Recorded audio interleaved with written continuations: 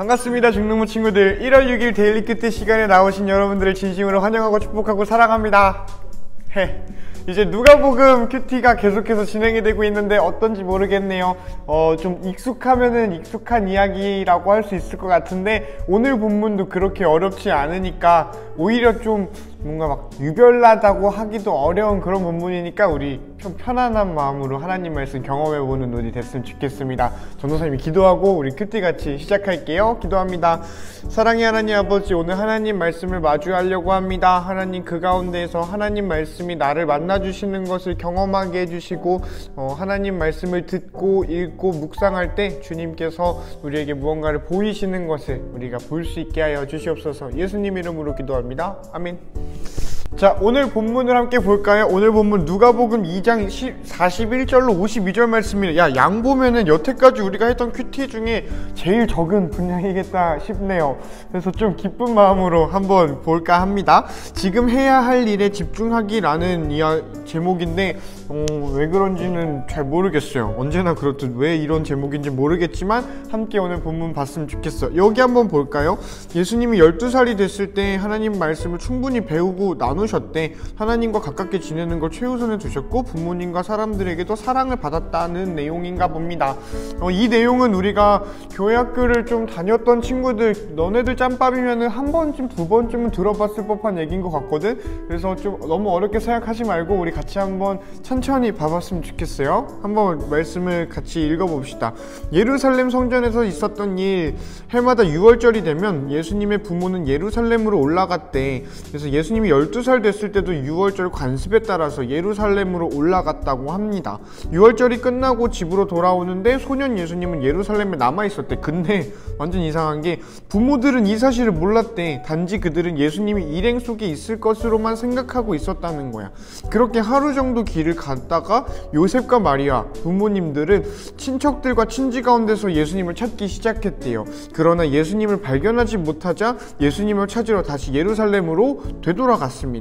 3일 뒤에 그들은 성전에서 예수님을 발견했어. 예수님은 성전에서 율법학자들 사이에 앉아서 듣기도 하고 묻기도 하면서 계셨대. 그의 이야기를 듣는 모든 사람들이 예수님의 슬기와 대답에 놀라워했대. 예수님의 부모도 그 예수님을 보고 깜짝 놀랐다는 거야. 어머니가 말했어. 마리아겠죠? 아들아, 왜 그렇게 했어?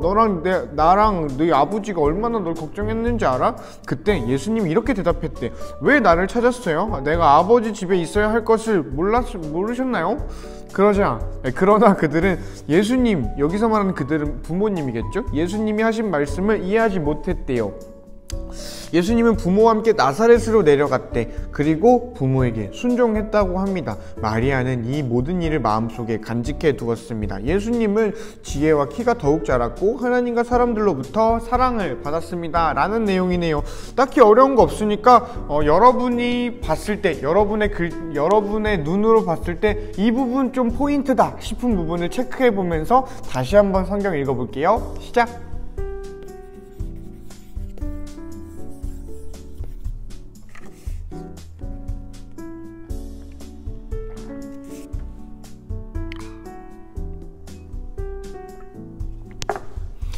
어떻게 좀 봤나요? 자, 여러분의 눈으로 성경을 보는 것도 너무너무 사실 그게 제일 중요하겠다 싶어요. 어쨌든 자, 전도사님은 좀 다짐을 했어. 며칠 이렇게 찍어보니까 뭔가 전도사님이 어느샌가부터 큐티를 이거 설교하고 있더라고. 그래서 그렇게 안 하고 전도사님 어떻게 했는지 보여주면서 너네들한테 좀 도움이 될 수 있는 그런 자료를 만들어 볼까 해요. 그러니까 그냥 한번 가볍게 보고, 만약에 전도사님이 막 설교를 한다 그러면은 그 댓글로 좀 악플을 박아줘도 괜찮을 것 같아. 정신 좀 차릴게요. 자, 어쨌든 전도사님이랑 같이 큐티를 해볼까 하는데 전도사님은 어디에 좀 포인트를 뒀을지 한번 생각해 볼래요?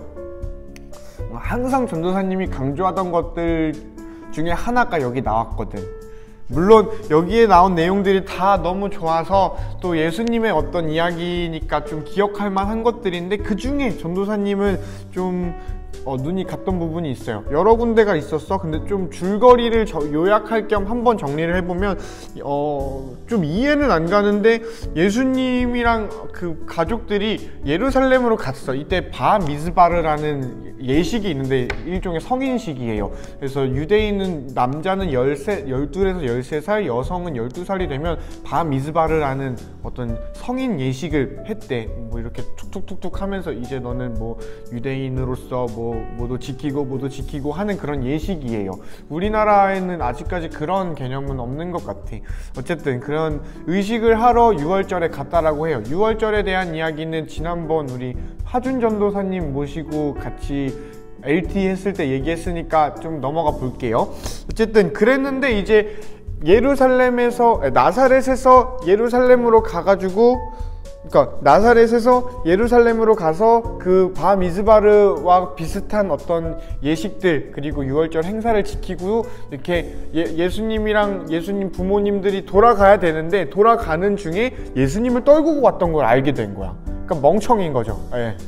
바본 거지. 엄마 아빠가 이걸 몰랐어. 근데 모를 수도 있겠다 싶은 게 이때는 좀 대규모로 움직였다 그래요. 그래서 가족 단위로 움직였다기보다는 한 어떤 그룹으로 갔는데, 이때 마리아와 요셉도 뭔가 맡은 일이 있었기 때문에 예수님을 누군가에게 맡겨놨다라고 이야기를 하더라고. 근데 뭐 어떤 이유에서인지는 모르겠지만 마리아와 요셉이 아들을 놓고 가버린 거지. 왜 우리 휴가 갈 때 아빠랑 엄마랑 이렇게 부모님이랑 혹은 할머니랑 차 타고 놀러 가다가 휴게소에서 내가 내렸는데 나를 두고 부모님이 먼저 간 그런 상황이랑 비슷하겠다 싶은 것이 있네요. 그런 일이 없었으면 좋겠지만 어쨌든 그래서 예수님을 찾아야겠다 해가지고 다시 돌아간 거야. 하루 갔다가 이제 못 찾아서 다시 하루, 그러니까 이틀 만에 예수님을 만난 거야. 어디서 만났냐면 성전에서 예수님이 뭘 하고 있었냐면은 그거를 전도사님이 좀 포인트로 잡은 게 있겠다 싶어요. 그래서 한번 말해줄게. 예수님을 어디서 찾았냐면은 성전에서 찾은 거야. 성전에서 발견해서. 근데 예수님이 이때 뭘 하고 있었냐면은 이거야. 예수님이 성전에서 율법학자들 사이에 앉아서 들었대. 율법학자들이 뭘 말했겠어? 율법을 말했겠지. 성전에서 그때 들었고 물었대. 전도사님이 여기에 좀 포인트가 있어요. 물론 예수님은 그 하나님 말씀을 이미 알고 있는 하나님의 아들이어서 하나님의 아들이기 때문에 잘 대답해주고 뭔가 탁월한 가르침을 줄 수 있었던 능력이 있었는데도 불구하고 예수님은 물어봤대. 하나님 말씀에 대해서. 물론 구체적인 건 어떤 게 있었는지 성경은 말해주지 않아요. 우리가 자유롭게 생각할 수 있겠다 싶은 부분이지. 근데 우리가 생각했을 때 좋은 학생이라고 하면은 그냥 뭐 선생님이나 전도사님이나 아니면 학교 학원 선생님들이 야 이건 이거야 라고 말하면 저건 저거구나 하고 잘 기억하는 사람들을 우리는 좋은 학생이라고 생각할 때가 있는 것 같아요. 그래서 누군가는, 어떤 어른들은 여러분에게 그런 어떤 애티튜드를, 어떤 태도를 요구하는 경우도 있죠. 야 선생님 말씀 잘 듣고, 야 이런 거 있잖아. 물론 중요한 건데, 근데 예수님은 그냥 듣기만 한 게 아니라 물어보기도 했대. 궁금한 게 생기면 물어보기도 했고, 뭔가 좀 재확인해야 되면은 물어보기도 했겠지요. 아마 물어본다라는 거는 그런 의미니까. 그래서 전도사님은 여러분한테 좀 권면을 해봐요. 한번 이렇게 생각해보면 좋겠다 싶은 거야. 우리가 성경 말씀에 질문을 하는 사람이 됐으면 좋겠다는 거지. 전도사님이 이런 생각이 들었어. 성경 말씀을 우리가 받고 이렇게 감사하게 누리는 것도 있지만 질문하는 게 금지되지가 않았다는 거예요. 그러니까 우리가 궁금한 게 있으면 좀 물어봤으면 좋겠어. 대답을 나올지 모르겠지만 이거 궁금한데 좀 이게 뭔지 좀 알고 싶어요 라는 것들이 분명히 있잖아요. 분명히 있으니까 그런 거를 이렇게 묵혀놓는 건 전도사님 생각에는 좀 나쁜 습관 중에 하나라고 생각이 들어요. 그래서 나중 가면은 막 그런 거 하거든. 막 믿음으로 그런 궁금증을 이겨내, 막 그런 질문이 생기는 거는 사탄이 하는 거야.